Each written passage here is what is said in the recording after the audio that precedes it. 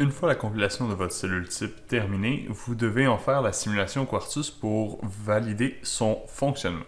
Donc, appuyez sur l'icône pour créer un nouveau fichier.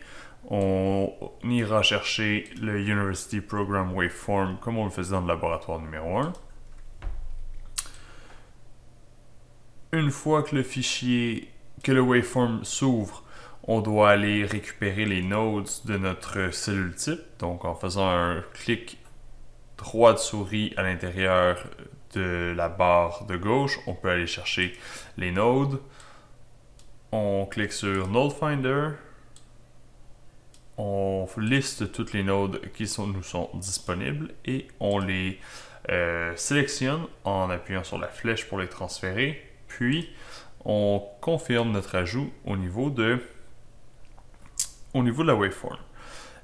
On n'oublie pas qu'il faut enlever l'option No VOPT, qui est toujours ajoutée par défaut, mais qui n'est plus supportée par l'outil de simulation.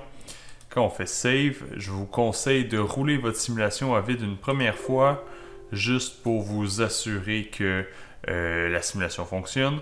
Ne renommez pas les fichiers, les waveforms, gardez l'incrémentation standard de l'outil. Les générateurs de code sont très mal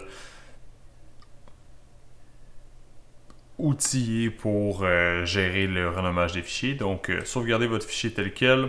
On lance la simulation. Je la lance à vide en ayant toutes les entrées à 0, juste pour m'assurer que la simulation est capable d'être exécutée et qu'elle est configurée correctement. Une fois que ça c'est fait, on tente de reproduire les sections importantes de notre table de vérité.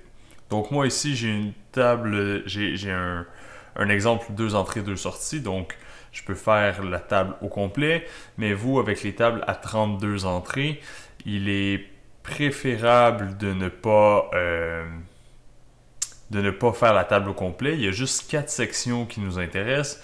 Donc, vérifiez que votre table elle est fonctionnelle dans les sections où vous faites la logique du système de bits, que vous faites les comparaisons normales, que vous avez reçu un résultat provenant d'une cellule précédente indiquant que le signal A était plus petit que le signal B. Et finalement, tester la 4e section dans laquelle vous recevez un signal de la cellule précédente indiquant que le signal A était plus grand que le signal B. Dans mon cas, moi, j'ai juste à faire une table de vérité normale. Sachez que vous n'êtes pas obligé de compter comme on le faisait dans le laboratoire numéro 1. Vous pouvez sélectionner une partie du waveform et choisir si vous voulez le mettre à 1 ou à 0. Donc, comme ça, on peut nous-mêmes designer notre simulation sans nécessairement être obligé d'utiliser les périodes de l'outil.